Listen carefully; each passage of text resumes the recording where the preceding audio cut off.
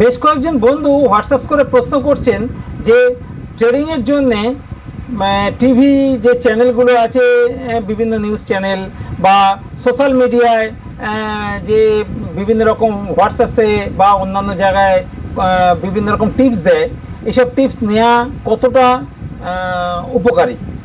আমার ব্যক্তিগত মতামতে বলে কারোর থেকে কোনো রকম টিপস, কল পুট টিপস নেবেন না, বা কোন জিনিস আপনি ট্রেড করবেন, কোন স্টকে ট্রেড করবেন, কারো থেকে পরামর্শ নেবেন না।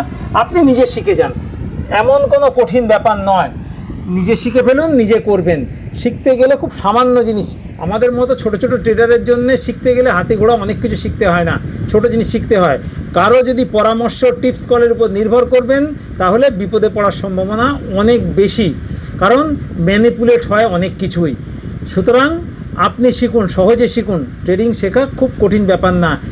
ট্রেডিংয়ের কিছু অল্প পার্ট আপনি যদি শেখেন এবং তার সঙ্গে যদি আপনার কাছে সঠিক স্ট্র্যাটেজি থাকে, ট্রেডিং আপনি সহজেই করতে পারবেন। সেটা ইন্টারডে ট্রেডিং হোক, অপশন ট্রেডিং হোক বা সুইং ট্রেডিং হোক। ট্রেডিং শিখুন, ট্রেডিং করুন, সুস্থ থাকুন, ভালো থাকুন। ধন্যবাদ।